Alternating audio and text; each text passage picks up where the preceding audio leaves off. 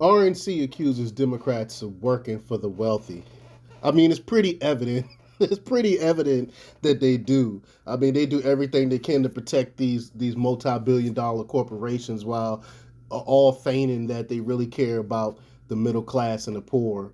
We look at their policies. Their policies speak to it. What they actually say speak to this. I mean, it's not. It's pretty obvious.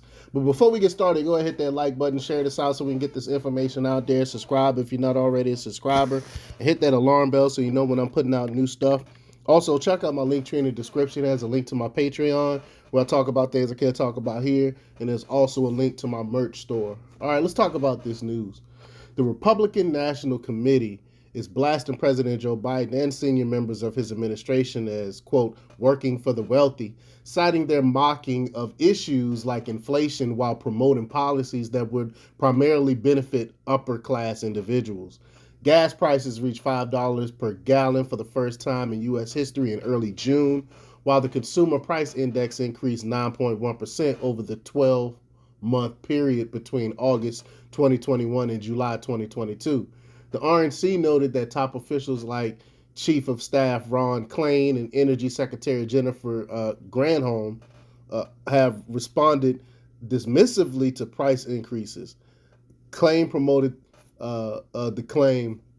Klain promoted the claim that inflation is a quote high class problem, while Granholm joked about having a quote magic wand to lower gas prices. And this is how the leftists. These are how leftists feel. For really, they really don't care about the middle class. You know, I'm just in an argument. Well, I normally don't get into these, but I commented on someone that said they're more worried about January 6th than gas prices and stuff. And I'm like, these people are delusional. These leftists are delusional. They really don't care about the middle class. They pretend they do. They pretend they care about the poor, but they really don't. Because I mean, it's obvious to any person, middle class on down, that people are suffering. But they don't care about that. They care about locking up people that trespass. It makes no it makes no sense to normal people, but you can't argue with these people on Normie Book. There's no sense in it. I normally don't do it, but I felt compelled to say something because it's ridiculous on the face of it. But quote, Biden out of touch agenda is subsidizing the affluent while leaving hardworking Americans behind. The Biden administration has repeatedly dismissed, mocked, and laughed at the struggles of American families, the RNC said in a Friday release. The release cites the Biden administration promotion of policies like tax credits for electric vehicles and student loan forgiveness as evidence for its claims. The RNC labels the loan forgiveness plan welfare for the bourgeoisie, which is what it is. And we're the proletariat, and they're the proletariats, and they don't understand these leftists as proletariats. They don't understand that they once the people in control get total control, they're going to be the first ones that's going to get outed, going to get ousted. But I digress. In some cases, elected Democrats themselves will benefit from the policies they seek to implement. 13 of the most prominent supporters of student loan debt forgiveness owe up to $1.5 million in student loan debt themselves. New York Rep. Alexandria Ocasio-Cortez owes up to $50,000, while the husband of fellow New York Rep. Grace Ming owes up to $250,000. Financial disclosures forms show.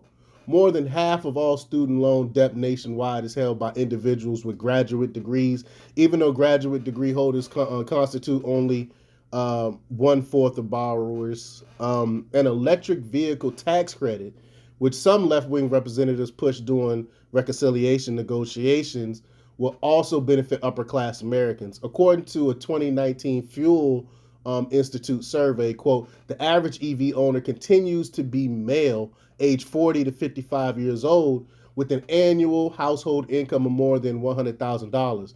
Ocasio-Cortez famously drives a Tesla. Top Republicans have called on their party to emphasize a working class message ahead of the 2020 midterms.